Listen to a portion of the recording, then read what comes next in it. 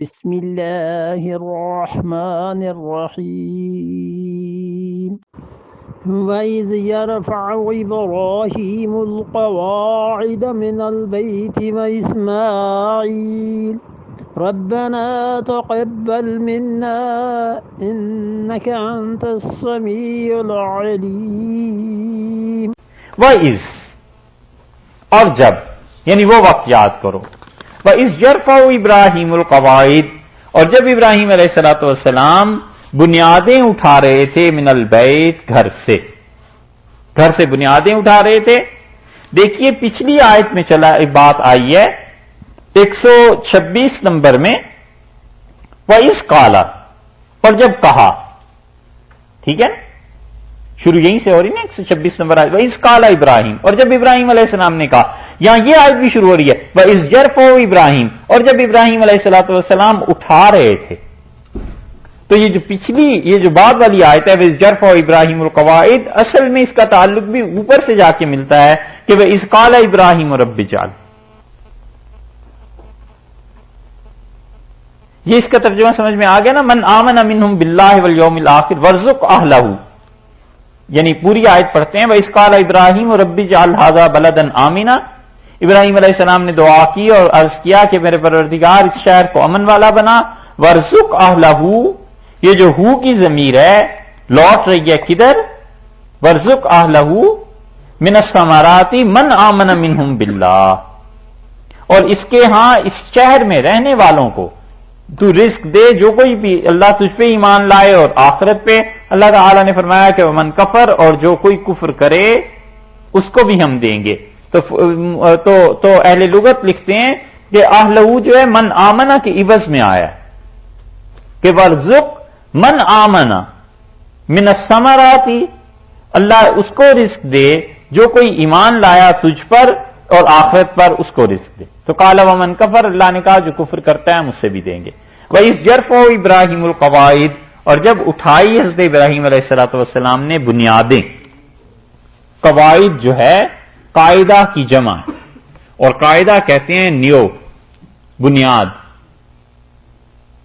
کیا کہتے ہیں اور اسے فاؤنڈیشن, ہاں یہاں کہتے ہیں, پہلے تو نہیں کہتے تھے آپ, نیو ہی کہتے ہیں, نیو اچھا نیو صحیح ہے. ابراہیم القواعد حضرت ابراہیم علیہ الصلوۃ والسلام نے بنیادیں اٹھائیں. اس سے معلوم ہوتا ہے بنیادیں پہلے سے تھیں اور انہوں نے عمارت کو اٹھایا ہے. پہلے بنیادیں تھیں. دیکھیے اللہ تعالی نے فرمایا ہے قواعد, بنیادیں اٹھائیں, یعنی پہلے سے نشانات تھے, کچھ نہ کچھ پہلے تھا اور انہوں نے اس کے اوپر اٹھایا. یہ نہیں کہا انہوں نے گھر بنایا, بلکہ کہا ہے کہ اس کی بنیادیں اٹھائیں, یعنی نئے سرے سے اس کی تعمیر کی, لیکن پہلے کچھ نہ کچھ آثار تھے. اسی لیے بیت اللہ جو بنایا یہ فرشتوں نے بنایا اور پھر تسلسل کے ساتھ آیا ہے. قرآن نے خود کہا ہے آگے چل کے کہ ان اول بیت وضع للناس, اس دنیا میں سب سے پہلا گھر جو اللہ کی عبادت کے لیے بنایا گیا وہ ہے جو مکہ میں. تو پہلے سے گھر تھا, طوفان نوح علیہ الصلوۃ والسلام میں تباہ ہو گیا, پتھروں کا ایک ڈھیر رہ گیا تھا اور لوگوں کو پتا تھا کہ یہاں ایسی جگہ ہے جہاں خدا دعا سنتا ہے, اور لوگ وہاں جایا کرتے تھے. اور حضرت ابراہیم علیہ الصلوۃ والسلام نے قرآن بتاتا ہے کہ اس کی بنیادیں اٹھائیں, یعنی اسے نئے سرے سے تعمیر کرنے لگے, لیکن پہلے اس کے آثار تھے. من البیت گھر میں سے. واسماعیل اور اسماعیل نے بھی, یعنی اسماعیل بھی ان کے ساتھ تھے اور دونوں نے دعا مانگی اور کہتے ہیں ربنا تقبل منا, اے پروردگار ہماری طرف سے قبول فرما لے. انک انت السمیع, بلا شک و شبہ اللہ بس تو ہی ہے جو اپنے بندوں کی سنتا ہے. العلیم, اور اللہ بس تو ہی ہے جو ہماری نیتوں کو جانتا.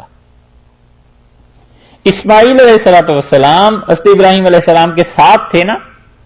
اس بات کا ذرا خیال کیجئے گا کہ اس وقت حضرت ابراہیم علیہ الصلوۃ والسلام کے بیٹے اور بھی ہیں, 4 بیٹے اللہ نے انہیں دیے تھے, اسماعیل, اسحاق, مدین اور مدائن. یہ جو مدین میں حضرت شعیب علیہ الصلوۃ والسلام کی بستی تھی, یہ بستی در حقیقت حضرت ابراہیم علیہ الصلوۃ والسلام کے بیٹوں نے ہی بنائی تھی. کیونکہ اللہ نے انہیں کہا تھا کہ نبوت اب آپ ہی کے خاندان، آپ ہی کی نسل میں رہے گی.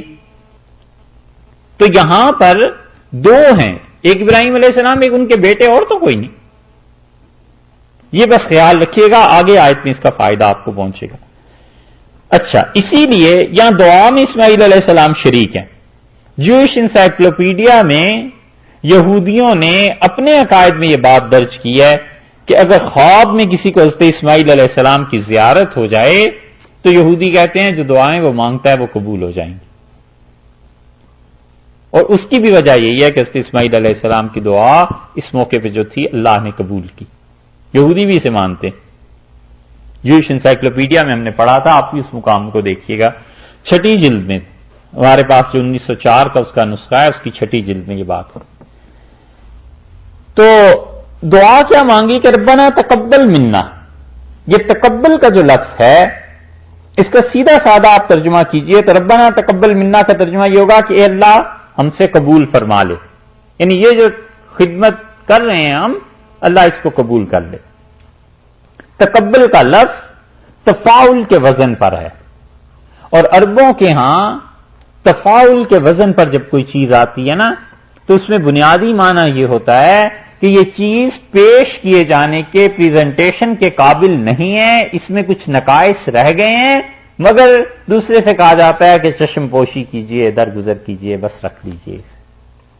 تو اپنی اس عبادت کو انہوں نے کسر نفسی کی وجہ سے اس قابل نہیں سمجھا کہ اللہ کے سامنے پیش کریں، تو یوں عرض کرتے ہیں کہ اللہ یہ جو کچھ ٹوٹا پھوٹا ہو گیا ہے بس اسے تو قبول فرما لے. یہ تعلیم ہے اس چیز کی کہ آدمی بڑی سے بڑی نیکی بھی کرے تو ڈرتا رہے اللہ کی بے نیازی سے کہ وہ بے نیاز ذات ہے، اسے تو نیکی کی کوئی ضرورت ہے نہیں، اور میری اگر نیکی رد کر دی تو میرا کیا بنے گا. ربنا تقبل منا انک انت السمیع العلیم. اے پروردگار اس چیز کو ہماری طرف سے قبول فرما لیجئے، یعنی جو حق ادا کرنے کا تھا وہ ہم نہیں کر سکے. اسی لیے رسول اللہ صلی اللہ علیہ وسلم نماز کے بعد کہتے تھے اللہ اکبر اور پھر استغفر اللہ 3 مرتبہ ارشاد فرماتے تھے. تو اس کا مطلب یہی تھا کہ اللہ نماز جیسی پڑھنی چاہیے تھی، ایسا تو حق ادا نہیں ہو سکا، یہ امت کے لیے تھی کہ تم اس طرح کہا کرو، یعنی استغفار کرو کہ اللہ ایسا نماز تو پڑھ نہیں سکے، بس جو کوئی بھی عمل ہے اسے اللہ تو قبول کر لے. ربنا تقبل منا، اے پروردگار اسے قبول کر لے، یعنی یہ اس شان اس لائق تو نہیں مگر آپ اس سے قبول فرما لیں. انک انت السمیع، اور اللہ بلا شک و شبہ تو ہی ہے. انکا میں پہلے کا کی ضمیر آئی، یعنی آپ ہی ہیں. انتا، اور یقیناً اللہ آپ ہی ہیں. السمیع، سننے والے، اور صرف سننے والے ہی نہیں، اس سے پہلے لگا دیا نا، یعنی خاص سننے والا. توحید کیسی ہے؟ انک انت السمیع، اللہ بس دنیا میں تو ہی ہے جو اپنے بندوں کی دعا سنتا ہے، تیرے علاوہ کوئی نہیں جو سنتا. یہ ہے خدا کی توحید. العلیم، اور اے پروردگار تو ہی ہے جو علم والا ہے، تیرے علاوہ اللہ کوئی علم والا نہیں. کسی کا علم اس قابل نہیں کہ ہمیں جان سکے، کسی کے پاس معلومات نہیں ہے کہ ہماری نیتوں کے امتحان لے سکے. جو کچھ ہماری نیتوں میں ہے اور جو کچھ اللہ ہم نے تجھ سے دعا مانگنی ہے، انک انت السمیع العلیم، اللہ تو ہی ہے پروردگار، آپ ہی ہیں جو دعاؤں کو سننے والے ہیں، اور اللہ آپ ہی ہیں جو ہماری نیتوں کو جاننے والے ہیں، تیرے علاوہ کوئی نہیں.